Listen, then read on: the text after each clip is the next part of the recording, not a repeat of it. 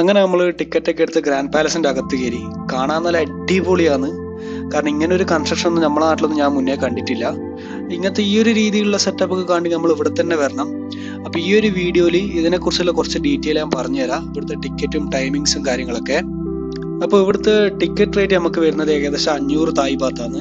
500 തായ് ബാത്ത് എന്ന് പറയുമ്പോൾ നാട്ടിൽ ഏകദേശം 1300 രൂപയോളൊക്കെ വരും. അതിങ്ങനെ നമ്മുടെ എക്സ്ചേഞ്ച് റേറ്റിനനുസരിച്ചിരിക്കും.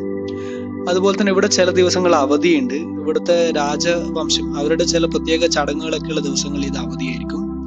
അല്ലാത്ത നോർമൽ ഡേയ്സിലാണെങ്കിൽ തിങ്കൾ മുതൽ ഞായർ വരെ, അതായത് എല്ലാ ദിവസവും രാവിലെ 8:30 മുതൽ വൈകുന്നേരം 3:30 വരെ നമുക്കിവിടെ ഇത് ഓപ്പൺ ആണ്. അതിൽ ലാസ്റ്റ് ആൾക്കാർ എൻട്രി ചെയ്യുന്നത് 3 മണിക്കാണ്. 3:30 ആകുമ്പോൾ എല്ലാവരും പുറത്തിറങ്ങും.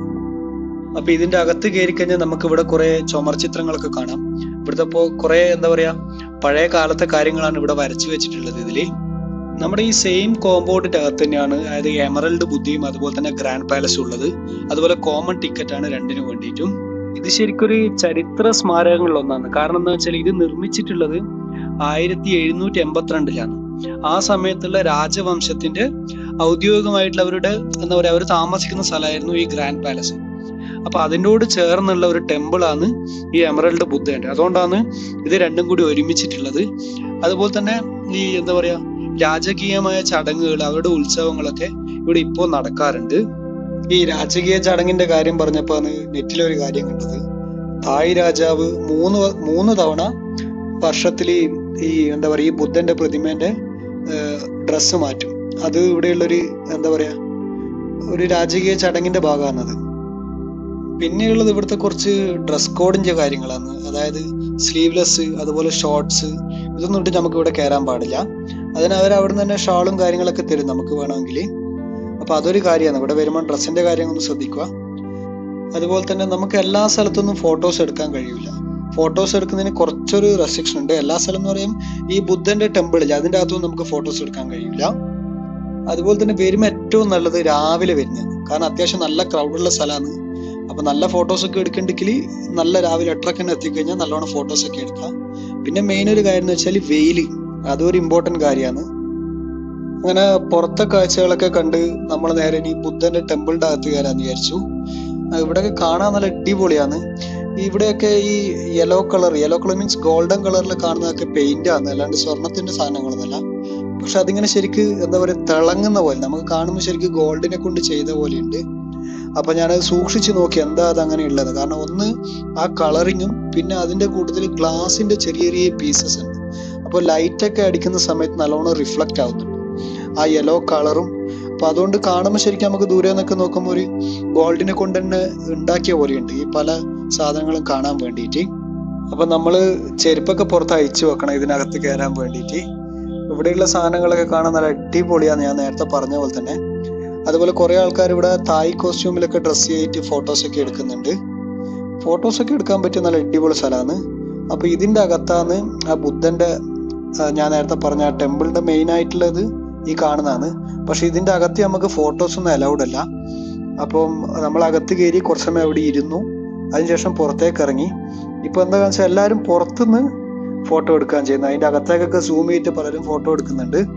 പിന്നെ ഇവിടെ കണ്ടൊരു കാഴ്ചയാണ്, അതായത് ഇവിടെ ഒരു താമരന്റെ മൊട്ട് വെച്ചിട്ടുണ്ട്. അതുപോലെ തന്നെ അവിടെ ഒരു ഹോളി വാട്ടർ വെച്ചിട്ടുണ്ട്. പലരും അത് എടുത്തിട്ട് നമ്മളെ തലയിലേക്ക് ഇങ്ങനെ ചെയ്യുന്നുണ്ട്. ഇവിടുത്തെ ഒരു വിശ്വാസമായിരിക്കും. അപ്പൊ മാളും അങ്ങനെ അതൊക്കെ ചെയ്തു. നമ്മളെയൊക്കെ നാട്ടില് അമ്പലത്തില് കലശവെള്ളം തരുമല്ലോ, എൻ്റെ നാട്ടിലൊക്കെ കലശവെള്ളം എന്ന് പറയും, തീർത്ഥം എന്നൊക്കെ പറയും. അപ്പം അതുപോലെ ഒരു കാര്യമായിരിക്കും ഇവിടെയുള്ള ബുദ്ധന്റെ ടെമ്പിളില്. ഇവിടെ അത് പ്രത്യേകം എഴുതി വെച്ചിട്ടുണ്ട്, ഹോളി വാട്ടർ എന്ന് എഴുതി വെച്ചിട്ടുണ്ട്. അതുപോലെ തന്നെ കുടിക്കാനൊന്നും ഉപയോഗിക്കരുതെന്ന് പ്രത്യേകം അവരോട് എഴുതി വെച്ചിട്ടുണ്ട്. അങ്ങനെ ബുദ്ധന്റെ ഈ ടെമ്പിളും കണ്ട് ഇനി നമ്മൾ പുറത്തേക്ക് ഇറങ്ങുന്നതാണ്. ഏകദേശം ഒരു 1 hour നമുക്ക് ഇവിടെ ഇങ്ങനെ ഇതൊക്കെ ആയിട്ട് കാണാനുണ്ട്. കുറച്ച് ഫോട്ടോസ് ഒക്കെ എടുക്കുമ്പോൾ 1 hourന് മേലെ പോകും. പിന്നെ നമ്മൾ പുറത്തേക്ക് ഇറങ്ങുന്നത്, പുറത്തേക്ക് ഇറങ്ങുമ്പോൾ ഞാനൊരു ഗേറ്റിൽ ഇങ്ങനെ ഒരു ഇത് കണ്ടത്. സാധാരണ ഈ ഒരു രീതിയിൽ ഡ്രസ്സൊക്കെ ചെയ്തിട്ടുള്ള ഇങ്ങനെയുള്ള മാർച്ചുകളൊക്കെ ഞാൻ കണ്ടിട്ടുള്ളത് നമ്മളെ മിസ്റ്റർ ബീന്റെ വീഡിയോസിലൊക്കെയാണ്. പക്ഷെ ഇവിടുന്ന് ഗേറ്റ് ക്ലോസ് ആയിട്ട് നമുക്ക് അങ്ങോട്ട് പോകാൻ പറ്റിയില്ല, അടുത്ത് നിന്ന് കാണാൻ കഴിഞ്ഞില്ല. അങ്ങനെ നമ്മൾ പുറത്തേക്ക് ഇറങ്ങുമ്പോൾ ഇവിടെയുള്ള ഇതുപോലെ തന്നെയുള്ള 2 ബിൽഡിങ്ങുകൾ കണ്ടത്. കാണാനൊക്കെ നല്ല രസമുണ്ടായിരുന്നു ആ കൺസ്ട്രക്ഷൻ ഒക്കെ. പക്ഷെ അതിന്റെ പുറത്ത് എന്തോ 2 ഹോൾ എന്നൊക്കെ എഴുതി വെച്ചിട്ടുണ്ടായിരുന്നു. നമ്മളിപ്പോ നോർമലി കാണുന്ന പോലെ തന്നെ അതിന്റെ വീഡിയോസ് ഒക്കെ ഷൂട്ട് ചെയ്ത് അങ്ങ് പോയി. പിന്നെ ഗൂഗിൾ ചെയ്ത് നോക്കിയപ്പോഴാണ് മനസ്സിലായത് ഇവിടെയുള്ള മെയിൻ ആയിട്ടുള്ള 2 ഹാളുകളാണ് ഇതെന്ന്. ഗൂഗിളിലൊക്കെ കാര്യമായിട്ട് ഇതിനെ കുറിച്ചിട്ട് പറയുന്നുണ്ട്. അപ്പൊ ഞാൻ നേരത്തെ പറഞ്ഞതിൽ ഈ 2ാമത്തെ ഹാളാണ് നിങ്ങളിപ്പോ ഇവിടെ കാണുന്നത്. പക്ഷെ ഇതിന്റെ അകത്തേക്കും നമുക്ക് എൻട്രി ഇല്ല എന്ന് തോന്നുന്നത്. കാരണം ആരും കയറുന്നത് കണ്ടില്ല. അതുപോലെ തന്നെ എൻട്രി ഗേറ്റ് അങ്ങനെ എഴുതി വെച്ചതായിട്ടൊന്നും കണ്ടില്ല. അതുകൊണ്ട് പുറത്തുനിന്നൊക്കെ കണ്ടു, അതിന്റെ കുറച്ച് ഫോട്ടോസ് ഒക്കെ എടുത്തു. നമ്മൾ പിന്നെ നേരെ പുറത്തേക്ക് ഇറങ്ങി.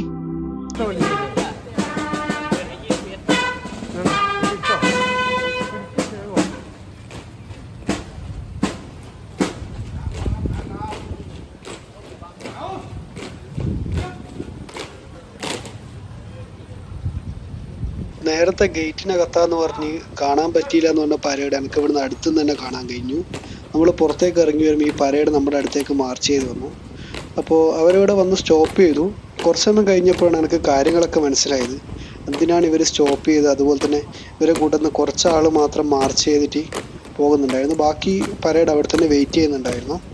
അപ്പോൾ പിന്നെയാണ് കാര്യം മനസ്സിലായത്. അതായത് ഇവിടെ എക്സിസ്റ്റിംഗ് ആയിട്ട് പല ആൾക്കാരും ഈ ഡ്യൂട്ടിയിലുണ്ട്, പല ഗേറ്റിനടുത്തൊക്കെ ആയിട്ട്. അവരൊക്കെ ഡ്യൂട്ടി മാറാൻ വേണ്ടിയിട്ടാണ് ഇങ്ങനെ ഒരു പരേഡ് വരുന്നത്.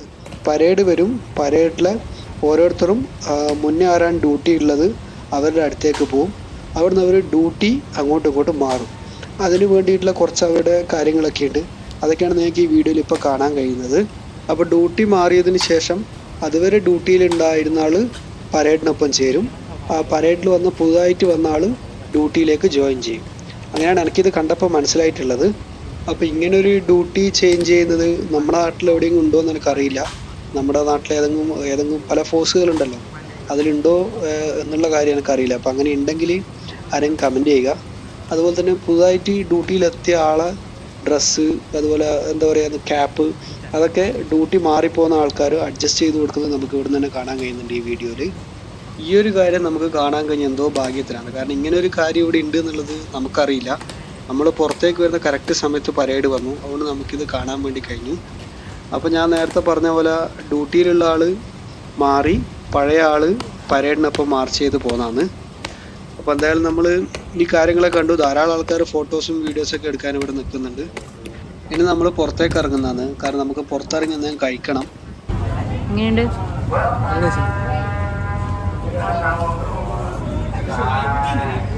നല്ല